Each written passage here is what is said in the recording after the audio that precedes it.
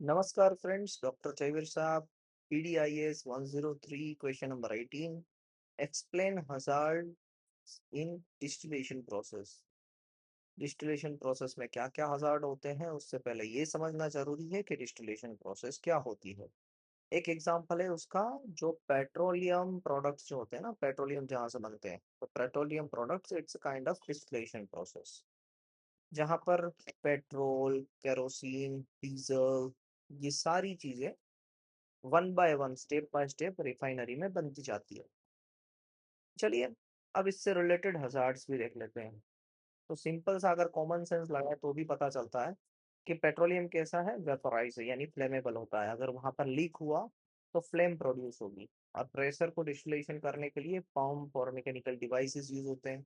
तो वहां पर नॉइज एंड वाइब्रेशन के टाइप के फिजिकल हजार्ड्स भी हो सकते हैं, फ्लेमेबल हजार्ड्स भी हो सकते हैं, एनवायरनमेंट में कंटामिनेशन भी हो सकता है। तो ये कॉमन से तीन चीजें तो हमें बाय डिफॉल्ट समझ में आती है, बट और डिटेल में जाके देखते हैं कि क्या क्या हजार्ड्स यहाँ पर लिखे गए हैं।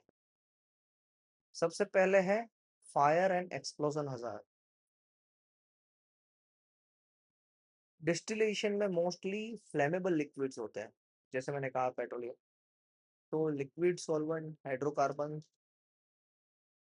यूज होते हैं और वहां से फ्लेम्स हो सकती है।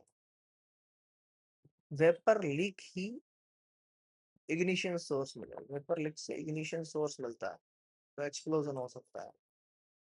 Example, petrol distillation fire in refineries. Second point, over pressure या फिर एक्सप्लोजन हजार्ड।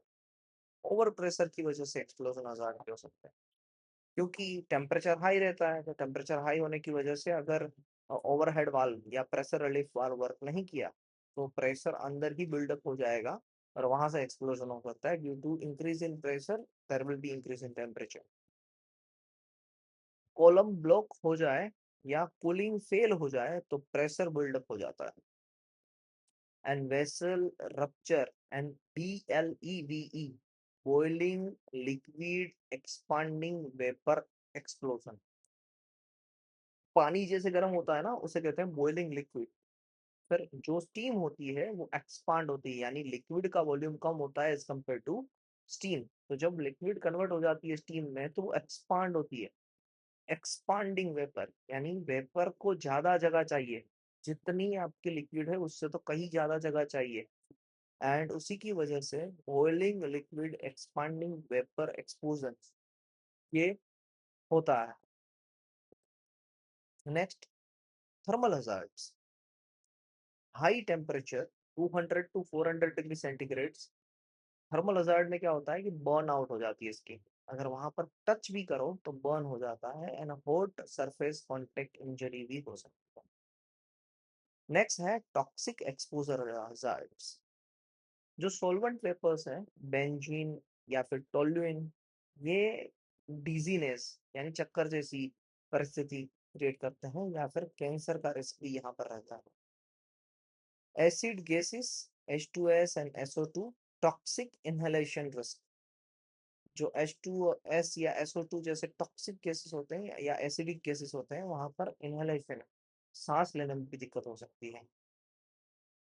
मैकेनिकल हैजार्ड्स, जैसे मैंने कहा था पंप या कंप्रेसर यहाँ पर यूज होते हैं, तो उसकी वजह से नॉइज एंड वाइब्रेशंस भी हजार्ड के अंदर आएंगे।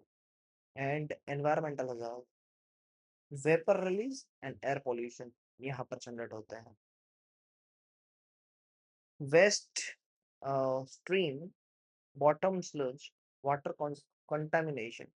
तो जो एनवायरनमेंट में जो वेपर्स हैं वो वाटर के साथ कंटामिनेट हो जाती है, सोइल के साथ कंटामिनेट हो जाती है, एयर के साथ कंटामिनेट हो जाती है और उसे पॉल्यूट कर देती है, जिसे एनवायरनमेंट हजार्ड भी कहा जाता है। तो अगर क्विक रिवीजन करें तो fire explosion, high pressure explosion, thermal, ये तीन पॉइंट्स हो गए। फिर toxic environment, mechanical and environment, fire, over pressure, thermal, toxic environment, toxicity, mechanical and environment. ये 6 तरीके के हजार्ड हो जाते हैं due to distillation processes. Thank you.